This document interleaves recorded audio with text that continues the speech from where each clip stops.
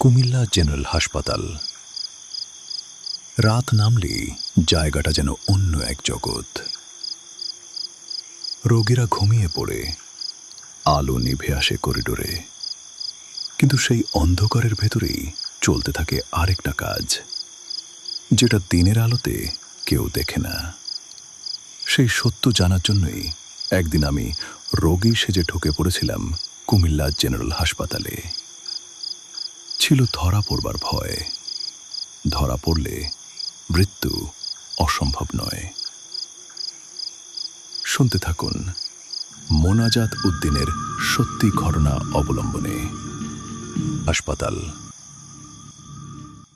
সাংবাদিকতা করতে গিয়ে লাগে হরেক কৌশল। ভনিতা। একটা প্রতিবেদনের তথ্য উপাত্ত হাতে আনতে নানা সাঁচামিছা কথা খরচ করতে হয়। চলার পথে বহু জায়গায় বহুবার এমনটি করতে হয়েছে। অনুসন্ধানের কারণে, বস্তুনিষ্ঠতার খাতিরে, প্রমাণ সংগ্রহের জন্যে।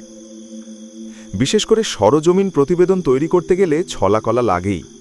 কুমিল্লা গিয়েছিলাম সেবার কি একটা কাজে। স্টেশনে নেমেই শুনি ইত্তেফাকের সাংবাদিক গোলাম মোস্তফা চৌধুরী প্রহরিত হয়েছেন, মারাত্মক আহত অবস্থায় পড়ে আছেন বাসায়। কুমিল্লা জেনারেল হাসপাতালে গিয়েছিলেন তিনি পেশাগত দায়িত্ব পালনের জন্যে। সুযোগ পেয়ে হাসপাতালের একদল কর্তা কর্মচারী তাকে নির্দয়ভাবে পিটিয়েছে। চাকু দিয়ে হাত, পা, পিঠ খুঁচিয়েছে। কারণ কি? কিছুদিন আগে হাসপাতালের অব্যবস্থার উপর কিছু প্রতিবেদন পত্রিকায় ছাপিয়েছিলেন। তাতে একজন কর্তা ব্যক্তির খুব অসুবিধা সৃষ্টি হয়। তিনি অন্যান্য কর্তা কর্মচারীদের নিয়ে ওই দাঙ্গা বাহিনী তৈরি করেন। সন্ধ্যায় গোলাম মোস্তফা চৌধুরী সাহেবকে দেখতে গেলাম, সঙ্গে বন্ধু দেলোয়ার। বৃদ্ধ সাংবাদিক শিশুর মতো কেঁদে উঠলেন। গোটা শরীরে ব্যান্ডেজ, প্রায় অন্ধকার একটি ভাঙা প্রায় ঘরে সাদা কাপড় জড়ানো স্তূপ। হাত বাড়িয়ে দিলাম। তিনি কাঁপা হাত ছুলেন, কিন্তু হ্যান্ডশেক করবার জায়গা পর্যন্ত নেই। হাতের তালুতেও ব্যান্ডেজ, সেখানেও চাকু মেরেছে জনগণের স্বাস্থ্যসেবকরা। চোখের জলে কাহিনী শোনালেন মোস্তফা চৌধুরী। বয়ান করলেন হাসপাতালের নানা অব্যবস্থা। ওষুধ চুরি নিত্যদিনের ব্যাপার। রক্ত নিয়ে ব্যবসা হচ্ছে আর 10টা পণ্যের মতো। এসব ধরা মুশকিল, মুশকিল প্রমাণ করা। ওষুধ চুরি কিংবা ভেজাল রক্তের ব্যবসা দুই ঘটে রাতে, গভীর রাতে। ছবি তোলা কিংবা অন্যান্য দলিল প্রমাণ সংগ্রহ করা মুশকিল। সিদ্ধান্ত নিলাম কুমিল্লা জেনারেল হাসপাতালের ওপর ধারাবাহিক সচিত্র প্রতিবেদন তৈরি করব। রংপুর, রাজশাহী এবং অন্যান্য হাসপাতালের ওপর যেমন করেছি তেমনটি। এতে হয়তো বোঝা যাবে উত্তরাঞ্চলের বাইরে দেশের আর সব হাসপাতালের অবস্থা কী রকম। তবে অব্যবস্থার কথা শুধু মুখে বললে কিংবা লিখলে হবে না, প্রমাণ করতে হবে। এজন্যে ছবি আর অন্যান্য ডকুমেন্ট দরকার। হাসপাতালে ভর্তি হওয়া যায় কিভাবে?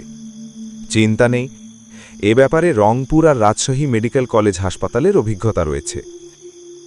খুঁজে পেতে একজন ডাক্তারের সঙ্গে কথা বললাম। তিনিও সংবাদের পোকা পাঠক।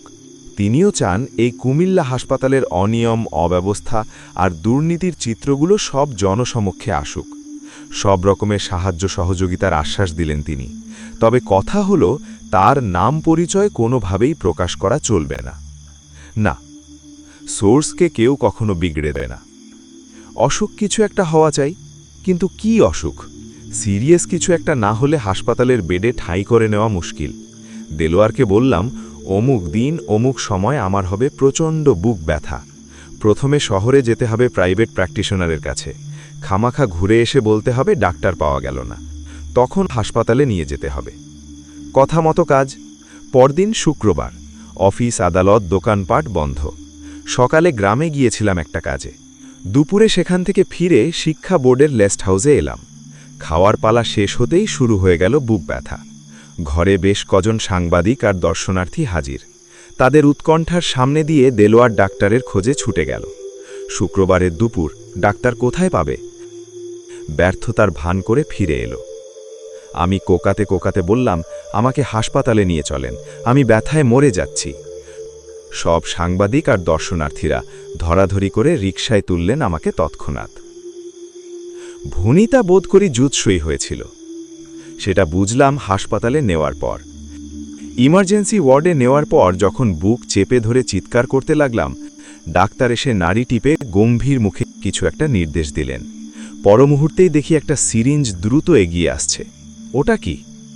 দেলোয়ার কানের কাছে মুখ এনে বলল, আপনাকে পেথিড্রিন দেওয়া হচ্ছে। না না বলে চিৎকার করে উঠলাম, কিন্তু কে শোনে কার কথা? ডাক্তার মনে করলেন এটা বুঝি ব্যথারই চিৎকার।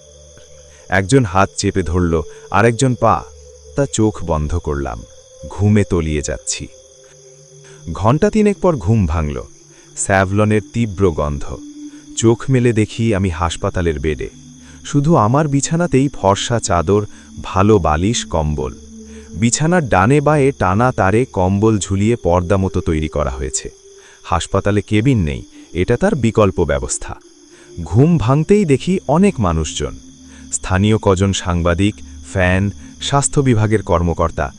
ইতিমধ্যেই জানাজানি হয়ে গেছে হাসপাতালে আমার ভর্তি হওয়ার কথা। দেলোয়ার জানালো, সিভিল সার্জন পেইং ওয়ার্ডে এসে নিজের হাতে স্যাভলনে শিশি ঢেলেছেন।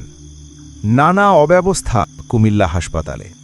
কর্মকর্তাদের ধারণা আমি হয়তো এগুলো লিখব। গোড়া থেকেই তাই শুরু হলো তো আজ। বড় কর্তা আনেন সিগারেটের প্যাকেট, বালিশের তলায় গুজে দেন, অথচ দেয়ালে দেয়ালে বড় করে লেখা ধূমপান নিষেধ। দুপুরে রাতে খাবার আসে ডবল ডবল। নাস্তা পরিমাণে প্রচুর, বাসনকোসন পরিষ্কার, ভালো খাবার পানি আসে। বিছানায় উঠে বসলেই কি লাগবে বলেন বলে এগিয়ে আসে জোড়া নার্স। আশেপাশের অন্যান্য রোগীরা আমার বেডের পাশে এসে হাঁ করে দাঁড়িয়ে থাকে, দেখে। কোন ডিপার্টমেন্টের লোক আপনি? আর্মি না পুলিশ? আমরা ঠিকমতো খাবার পাই না, আপনার জন্য যে ডবল ডবল আসে। সময়ে সময়ে বিরক্ত হয়ে উঠি। হাসপাতালের অব্যবস্থা সম্পর্কিত রিপোর্টের ফলো আপ করতে এসে গোলাম মুস্তফা চৌধুরী হামলার শিকার হন। ব্যাপারটা ভুলতে পারি না। আমার মনেও ভয় এসে বাসা বাঁধে। নিজের নিরাপত্তার ব্যবস্থা তাই নিজে করলাম। পরিচিত একজনকে ফোন করে দুজন প্রহরী আনালাম। তারা সাদা পোশাকে বারান্দায় পাহারা থাকল, ভেতরেও ব্যবস্থা নেওয়া হলো। দেলোয়ার ঠিক করল স্থানীয় 3 ইয়া চেহারার যুবককে। তারা সার্বক্ষণিক ডিউটি দিচ্ছেন কামরার ভেতরেই। রাতের বেলা 3 জনে 3টি খালি বেডে শোয়ে। দেলোয়ার নিজে ভর্তি হলো আমার ডান দিকের বেডে। তার হলো কোমরের ব্যথা। আমার ব্যাগপত্র থাকলো শিক্ষা বোর্ডের রেস্ট হাউসে। শুধু লুঙ্গি গামছা আনিয়ে নিলাম। আর দ্বিতীয় দিনে এলো ক্যামেরার ব্যাগ। ওই দিনই গভীর রাতে পাওয়া গেল রক্ত ব্যবসায়ীদের ছবি তোলা হলো, রসিদ সিজ করলাম। পরদিন পাওয়া গেল ওষুধ চুরির ছবি। হাতে নাতে ধরা পড়ল চোর।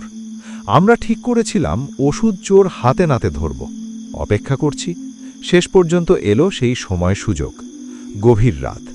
আমাকে রাত 10টার দিকে ডাবল সিডাক্সিন দিয়ে গেছে নার্স। ওষুধ খাবার ভান করে পানি খেলাম। ঘুমের বড়ি রাখলাম পকেটে। শুয়ে পড়ে চোখ বন্ধ করলাম, তারপর মিছিমিছি নাক ঘর ডাক। তার আগে দেলোয়ারের ম্যানেজ করা ওই যে 3 জন যুবক, তারা ঘুম কাতুরে। দড়ি দিয়ে বাঁধলাম ওদের একজনের পা। লম্বা দড়ির এক প্রান্ত আমার হাতে। দড়িতে টান পড়লেই জেগে উঠবে তাহের নামের যুবকটি। সে গুতিয়ে জাগাবে পাশের অপর দুজনকে। ডানে বায়ে ঝলানো কম্বলের পর্দা। পর্দা সরিয়ে দিয়েছি যাতে নার্সের ঘর আর গোটা কক্ষটা দেখা যায়। ঘুমের ভান পড়ে আছি বটে, কিন্তু মাঝে মাঝে সরু করে চোখ খুলে। কিন্তু কোথায় চোর? আমাদের উদ্দেশ্য কি ওরা জেনে গেছে? সময় বয়ে চলে। রাত 1টা, 2টো, 2:30টে, 3টে। আমারও বুঝি ঘুম ধরে এরকম ভাব। দিয়াশলাইয়ের কাঠি গুজে রাখি চোখে, দাঁত চেপে ধরি ঠোঁটে। গার্ড। মৃদু পদশব্দ। স্বল্প আলোয় বেঁটে খাটো ছায়ামূর্তি, হাতে লাঠি। এগিয়ে আসে দেখি নাইট গার্ড। নাইট গার্ড পাহারা দেবে বাইরে, সে আবার ভেতরে কি চায়? আর লোকটা চোরের মতো এদিকে ওদিকে তাকাচ্ছেই বা কেন? লোকটি প্রতিটি বেডের কাছে যায়, গলা বাড়িয়ে দেখে নেয় রোগীটি ঘুমিয়েছে কিনা। এলো সে আমার বেডের কাছে। চোখ বন্ধ করলাম, নাকের ডাক। বুঝতে পারছি সে আমাকে দেখছে। নিশ্চিন্ত অবস্থায় সরে গেল পাশে। সরু করে চোখ মেলতেই দেখি নাইট গার্ড দ্রুত ঢুকছে নার্সের ঘরে। ব্যাপারটা কি? উঠে বসলাম নিঃশব্দে, খুব আস্তে। একটু পরেই শব্দ। মেঝেতে শিশি জাতীয় কিছু একটা পড়েছে হাত ফসকে। অমনি দড়িতে টান। মুহূর্তেই জেগে উঠল তাহের এবং অপর দুজন। কোমরে গুঁতো দিতেই দেলোয়ারও ধর্মড়িয়ে উঠে বসল। 5 জনে দৌড়ে গেলাম নার্সের কামরায়। গার্ড তখন ইঞ্জেকশনের শিশি আর কয়েক মুঠো ক্যাপসুল ও ট্যাবলেট তড়িঘড়ি করে পলিথিনের ব্যাগে ঢোকাচ্ছে। আলমারির তাক থেকে বের করবার সময় ইঞ্জেকশনের একটা শিশি মেঝেতে পড়ে গিয়েছিল, তারই শব্দ হয়েছে। ধরে ফেললাম হাতে নাতে। গার্ডের কান্না আর থামে না। পায়ে শটান হয়ে কি সে আকুতি। ছেড়ে দেন স্যার, আর জীবনে এ কাজ করব না, চাকরি চলে গেলে ছেলে পুলে নিয়ে মারা যাব স্যার, ইত্যাদি। বললাম, ছেড়ে দিতে পারি, কিন্তু কাগজে লিখে দিতে হবে যে তুমি এসব চুরি করেছ। বলতে হবে তোমার সঙ্গে আর কারা কারা আছে। হ্যাঁ, লিখিতভাবে গার্ড স্বীকার করল সবকিছু। তার কথাবার্তা সব টেপ রেকর্ডারে বন্দি। ইঞ্জেকশন আর ওষুধসহ ছবি রয়েছে ক্যামেরায়। সাক্ষী সাবুদ রাখা হলো আশেপাশের রোগীদের। নার্স কামরায় ছিল না, দোতলায় গিয়ে ঘুমোচ্ছিল, অবশ্য চোরকে সুযোগ দেওয়ার জন্যে। কেননা গার্ডের মুখে জানা গেল এই নার্সরাই রোগীদের জন্য বরাদ্দকৃত ইঞ্জেকশন ওষুধ প্রয়োগ না করে তাই কামরায় এনে জমিয়ে রাখেন আলমারির তাকে। গভীর রাতে নাইট গার্ড পাহারা দেওয়ার ছলে এসে সেসব জড়ো করে নিয়ে যায়। পরদিন সকালে বিক্রি হয় শহরের বিভিন্ন ওষুধের দোকানে। টাকা ভাগ বাটোয়ারা হয় সকলের মধ্যে সমান সমান। হাসপাতালে নানা পদ্ধতি প্রক্রিয়ায় ওষুধ চুরি হয়, এটা তার একটা অংশ মাত্র। নাইট গার্ডকে ছেড়ে দিলাম। তাকে বলা হলো আগামী রাতের ঘটনা 3-4 দিন কাউকে বলা যাবে না, বললে তাকে পুলিশে দেওয়া হবে। আসলে এটা ভয় দেখানো, কেননা আমাদের ভয় ছিল রোগী সেজে ওষুধ চোর ধরার ঘটনা পরদিন জানাজানি হয়ে গেলে আমাদের ওপর আবার হামলা না হয়। চোরের সংখ্যাই তো দেশি, তারা এমনই দলে ভারী যে পিটিয়ে ছাতু করে দিতে পারে। পরদিন আরও ছবি তোলা হলো অনেকগুলো, নানা সমস্যার ছবি। এগুলো বাইরে থেকে দেখা যায়, সমস্যা হলো না। শটাশট শাটার করছি। আমাকে ঘিরে আছে ওই 3 যুবক আর তেলোয়ার। দূর থেকে ফলো করছে 2 সাদা পোশাকধারী। হাসপাতাল ভবন এলাকায় গুঞ্জন উঠল। কর্মকর্তারা খবর পেয়ে ছুটে আসছেন বাসা থেকে।